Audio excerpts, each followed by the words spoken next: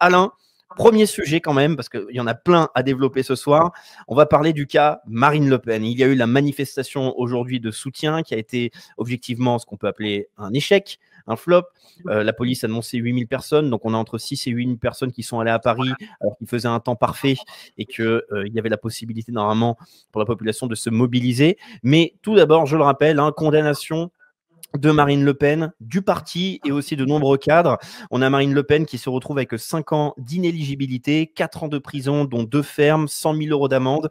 Alain, à chaud, quel commentaire sur la condamnation de Marine Le Pen? C'est pareil, si il y a le côté immédiat où moi je me dis, ah, tu vois Marine, ta stratégie de dédiabolisation qui a consisté quand même à non seulement à me tourner le dos, mais à se mettre à me tirer dessus systématiquement. Je parle du collectif Marine sur des sujets qu'on va pas aborder là, enfin sur des marqueurs très précis. À la fin, on a quoi? On a Bardella qui va à Tel Aviv et puis elle qui se fait invalider. Donc à un moment donné, soit je suis Avec Marion Maréchal. paranoïaque, ouais, et soit je suis paranoïaque, soit il y a quand même j'ai des marqueurs, tu sais, sur des constantes, quoi. Et là, on voit que elle a quand même pris un gros coup au moral, parce que là, on est face à quelque chose qui est, tu sais, la notion d'état de droit, la notion de séparation des pouvoirs, la notion de ce qu'on appelle dictature dictature des juges, hein, et tout ça s'appuie sur une idée à laquelle je n'ai jamais cru parce que je le vis tous les jours, qui est le mensonge du droit positif, tu sais, qu'à un moment donné, le droit dit le droit dit la justice, donc le bien et la vérité, alors qu'en fait le droit est totalement instrumentalisé par les forces politiques. Et la phrase qui résume assez bien ça, c'est le droit du plus fort. Faut quand même pas, dès lors que tu t'éloignes de ça, tu perds un peu la boussole, même si quand tu fais du droit, moi je suis obligé d'en faire parce que j'approche des 90 procès depuis plus de 20 ans, Pas mal. j'ai compris petit à petit que le droit c'était pas ni la vérité, ni la justice, ni la logique.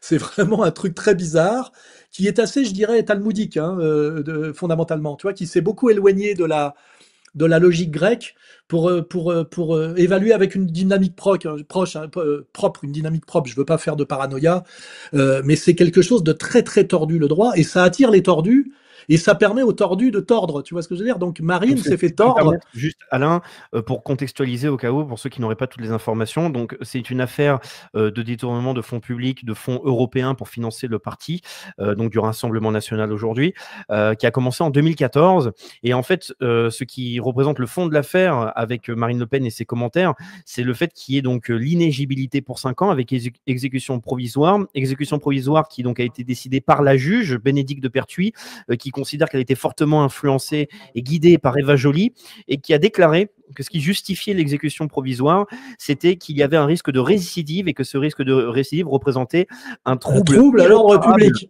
irréparable, Oui, Alain, oui, oui. irréparable à l'ordre public et à la démocratie. Voilà, donc il y a l'affaire des détournements, donc il y a quand même une enquête et où il y a Alors, le fait de vouloir parler des fonds. Donc la première question, Alain, d'abord, avant de passer parce qu'il y a quand même deux sujets, de l'exécution provisoire et finalement la question des fonds. Donc le premier sujet, quel est ton avis, Alain, sur le cas de départ, en fait, le sujet du procès du Rassemblement national?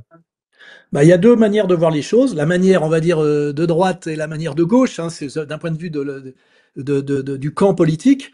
C'est que effectivement les faits sont avérés, c'est-à-dire que de l'argent qui était fait pour l'Europe a été utilisé pour le national, et donc il y a un détournement de fonds.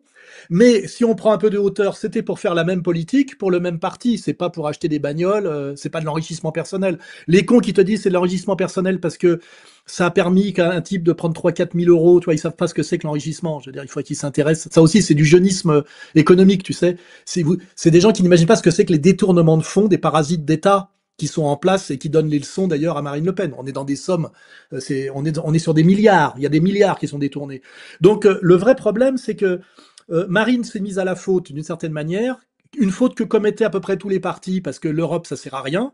Tu sais très bien que c'est très bien payé pour faire de la représentation, alors que les décisions sont prises par des experts. Et donc, tous les gens à un moment donné, le seul moyen de rémunérer, on va dire, des permanents politiques au RN, pas au FN, à l'époque c'était le FN, c'était les quelques postes des députés européens. Et effectivement, ça amenait de l'argent et il fallait utiliser au mieux cet argent pour faire tourner une boutique qui était toujours au bord de la faillite et toujours dans le déficit. Donc Marine a hérité en fait de ce bricolage qui était très Le Pen père, tu vois, alors que évidemment elle se mettait un peu borderline. Et ça, c'est accepté par d'autres, hein, c'est accepté par d'autres, mais effectivement, à un parti d'opposition qui agace un peu comme le FN, on lui pardonne rien. Donc à un moment donné, on engage des poursuites sur ce terrain-là, alors que comment dirais-je, partis dans d'autres pays de l'Europe, ils ne sont pas emmerdés. Donc il y a toujours un deux poids deux mesures.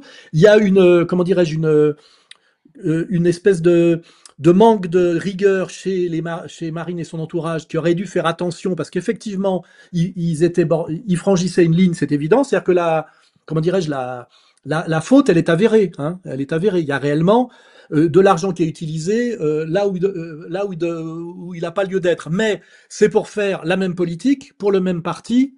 Et donc en fait, on pourrait dire bon, c'est pas très grave. C'est-à-dire en gros, on peut dire rembourser un peu l'argent peut-être. Mais de là à empêcher d'aller aux élections le personnage politique qui est le préféré des Français en ce moment et qui aurait bonne chance de gagner au prochain coup, ça devient vraiment une façon d'éliminer un candidat politique qui est aux portes du pouvoir, au nom, soi-disant, de la rigueur du droit, tu sais, de l'état de droit, cette espèce d'escroquerie. Alors évidemment, tous les mecs de gauche disent c'est le droit appliqué strictement. Et elle-même d'ailleurs a dit qu'il fallait cette rigueur, tu sais, dans ses discours politiques, casier vierge, etc., etc. Puis de l'autre côté, on dit, on empêche, c'est comment dirais-je, l'exemple roumain, tu sais, on l'empêche d'aller au pouvoir. Donc en fait, les deux camps ont leurs arguments et ça peut durer comme ça pour l'éternité. Oui, le droit est appliqué strictement. Non, on instrumentalise le droit pour empêcher le candidat qui est le favori des Français à être élu. Et effectivement, on pense à l'affaire Fillon.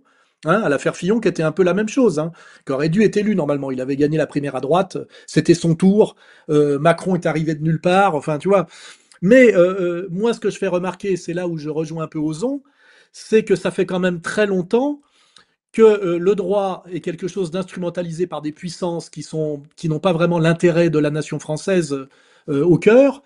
Et moi, je ferai remarquer que j'ai pas vu Marine Le Pen et le FN et surtout le RN d'ailleurs, s'insurger contre l'incroyable déni de justice qu'est la loi Guesso, par exemple, tu vois, où à un moment donné, moi je suis en permanence condamné à la prison ferme simplement pour provocation à la haine, ce qui ne veut strictement rien dire en termes de droit. C'est-à-dire que le vrai problème des gens comme Marine, c'est elle a fermé les yeux sur des tas, je dirais, d'abus de justice, parce que c'est pas du déni de justice, c'est de l'abus de justice, avec cette idée que l'état de droit est ce qui prouve qu'une démocratie est vraiment une démocratie. Alors là, on peut se référer, tu sais, à l'époque des colonels grecs, tu sais, au moment où on a réussi, soi-disant, à faire basculer le pouvoir par un petit juge. Mais en fait, derrière, t'as quand même la CIA, enfin, toute une géopolitique, tu vois. Là, ça te donne le film Z, tu sais, de Costa Gavras, qui est quand même un spécialiste de genre d'enfumage. Hein. Lui, il en a fait sa profession.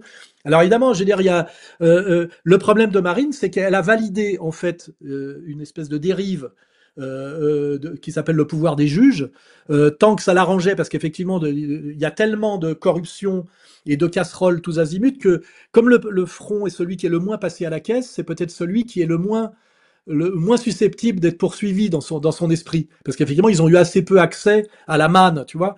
Mais aujourd'hui, bah, ça se retourne contre elle. Et moi, je fais remarquer que c'est comme tu sais l'espèce de phrase qui dit quand ils sont venus arrêter les noirs vous avez rien dit, quand ils sont venus arrêter les jaunes vous avez rien dit, et puis à la fin quand ils sont venus vous arrêter il y avait plus personne pour s'offusquer, tu vois. Je vais me permettre Alain, encore une fois j'incite nos spectateurs à suivre le compte de Laurent Ozon qui fait très souvent des commentaires très pertinents. Donc là c'est un message très court, hein. Il dit depuis des années Marine Le Pen ne vous a pas appelé à manifester contre le pass sanitaire, contre la guerre en Ukraine ou même la guerre sur le conflit israélo-palestinien, contre la violence, les ZFE ou l'immigration de masse. Marine Le Pen ne vous a pas appelé à manifester pour vos libertés et vos droits, votre avenir et votre survie. Par contre, Marine Le Pen nous appelle aujourd'hui à manifester pour soutenir Marine Le Pen.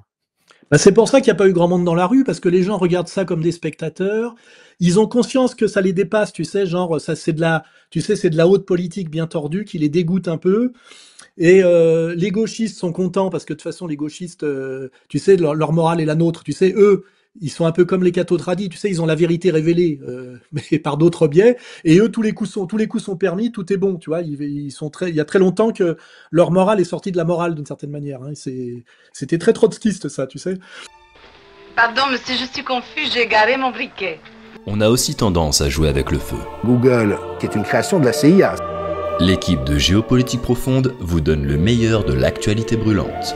Mais en échange, on veut un geste de votre part. Merci de ce geste d'amour, on vous le rendra. Ravi.